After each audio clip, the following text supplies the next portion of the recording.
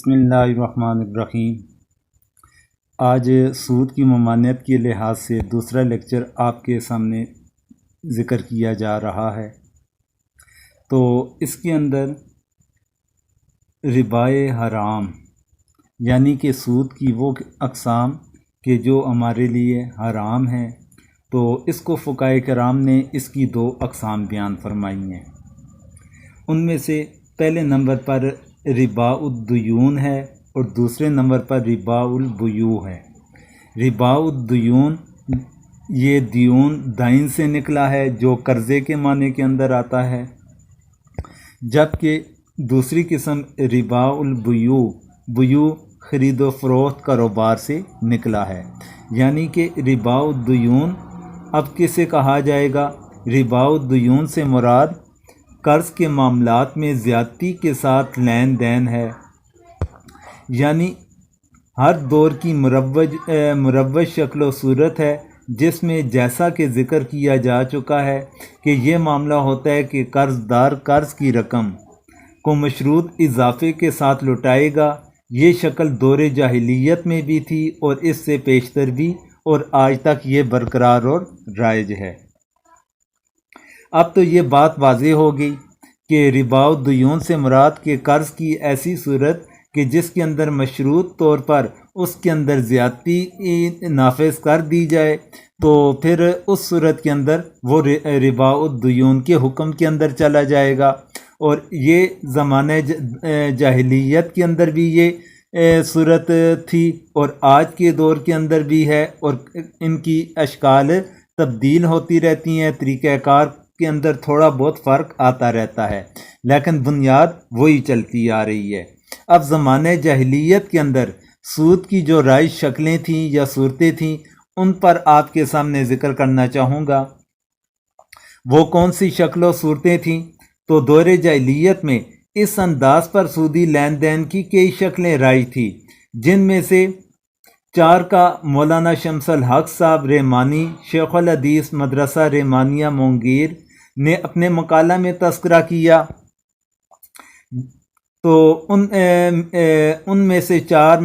چار میں سے پہلی صورت یہ تھی کہ لوگ صاحب ضرورت کو کچھ نقد قرض دیتے اور اس کی ادائیگی کے لیے کوئی مدت متعین کر دیتے، یعنی ایک ضرورت مند ان کے پاس آ کر وہ قرض کا مطالبہ کرتا، اسے قرض دے دیا جاتا تھا، تو اور ساتھ میں ایک مدت متعین کر دی جاتی تھی، اور اس ادار پر کہ کوئی شرح سود لگا دیتے تھے۔ تو در منصور کے اندر بھی یہ چیز موجود ہے کہ اس کے اندر بھی یہ شکل دور جاہلیت کے لحاظ سے وہاں پر بھی مذکور ہے۔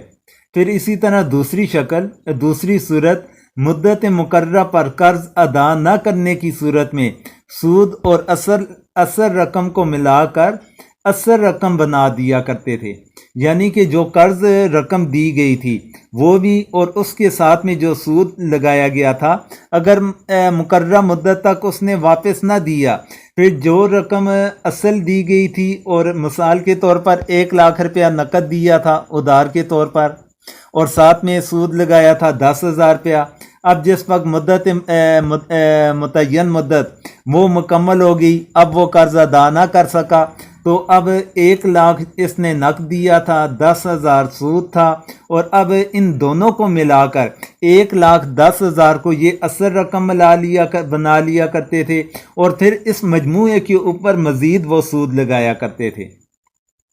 یہ بھی در منصور کے اندر اس کا حوالہ موجود ہے۔ پھر بسا اوقات اس صورت کے تحت یہ نوبت بھی آتی کہ سود کی جو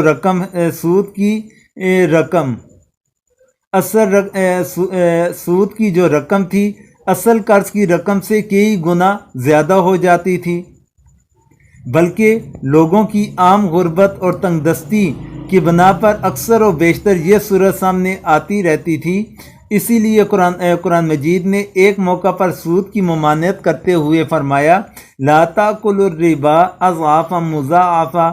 سورۃ آل عمران کے اندر جو اللہ تبارک و تعالیٰ نے ارشاد فرمایا، وہ اس طرف اشارہ دکھائی دے رہا ہے کہ اے ایمان والو، دگنا چگنا سود نہ کھاؤ۔ یہاں اضعاف مضاعفہ کی قید اسی حقیقت واقعہ کے پیش نظر ہے، جیسا کہ آپ تفسیر آیات کے تحت ملاحظہ فرمائیں گے، حتیٰ کہ بعض لوگوں نے اس حقیقت واقعہ کو ربا کی تعریف میں شامل کر دیا ہے۔ پھر اس صورت کو سود در سود سے تعبیر کر سکتے ہیں۔ پھر تیسری جو ان کے اندر صورت رائج تھی، طریقہ کار رائج تھا، وہ یہ تھا کہ زیور و ہتھیار وغیرہ رہن رکھتے اور اس کی کم سے کم قیمت لگاتے، یعنی کہ ہتھیار یا زیور انہیں بطور رہن رکھ لیا جاتا تھا اور اس کی قیمت کم سے کم لگا دی جاتی تھی، اور اس کے حساب سے قرض دیا کرتے تھے اور مدت مقررہ کا سود لگا کر ان کو ہضم کر لیتے تھے۔ اور اس صورت کے حوالے سے سیرت النبی جلد نمبر 4 کے اندر یہ صورت موجود ہے۔ پھر اسی طرح موت امام مالک کے اندر بھی اس کا حوالہ موجود ہے۔ اور چوتھی صورت تجارتی اور اجتماعی قرض بھی سود پر لیتے، جیسا کہ حضرت عباس رضی اللہ تعالیٰ عنہ کا طریقہ کار تھا، اور اسے در منصور نے اپنی کتاب کے اندر ذکر کیا ہے۔ پھر پانچویں صورت معاملہ جانور کے لین دین پر ہوتا اور جانور کی ادائیگی کے لیے ایک وقت مقرر ہوتا، اور جس طرح وقت مقررہ پر رقم کی عدم ادائیگی کی صورت میں رقم میں اضافہ کر کے مہلت دے دی جاتی، اسی طرح وقت پر جانور کے ادا نہ کرنے کی صورت میں اس کی عمر میں اضافہ کر دیا جاتا تھا اور ساتھ میں مہلت دے دی جاتی تھی، مثلا 4 سالہ کی جگہ 5 سالہ کر دیا جاتا تھا۔ تو یہ ان کے طریقہ کار تھے زمانہ جاہلیت کے اندر سود کی لین دین کے حوالے سے۔ جو 4 صورتیں ایک جگہ پر مذکور ہیں اور 5ویں بھی ایک جگہ سے اٹھائی، اس لحاظ سے دیکھا جائے یہ 5 طریقہ کار تھے زمانہ جاہلیت کے۔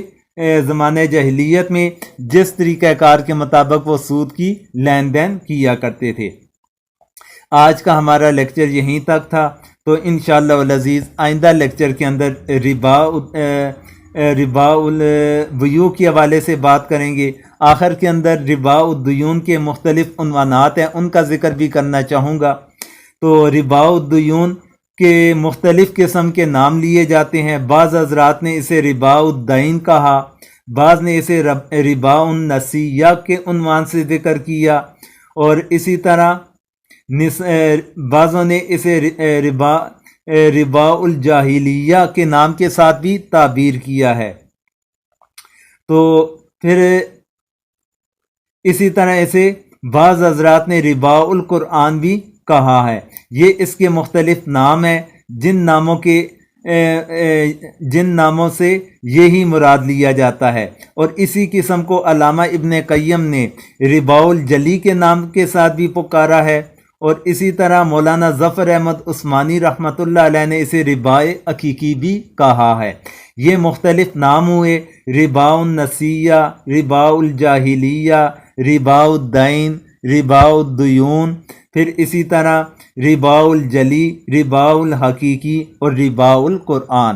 یہ اس کے مشہور نام بھی ہوگے، جن ناموں کے ساتھ سود کی ربا الدین یا ربا الدیون مراد آتی ہے۔ اسی کے ساتھ اجازت چاہوں گا، دعاؤں کی درخواست ہے۔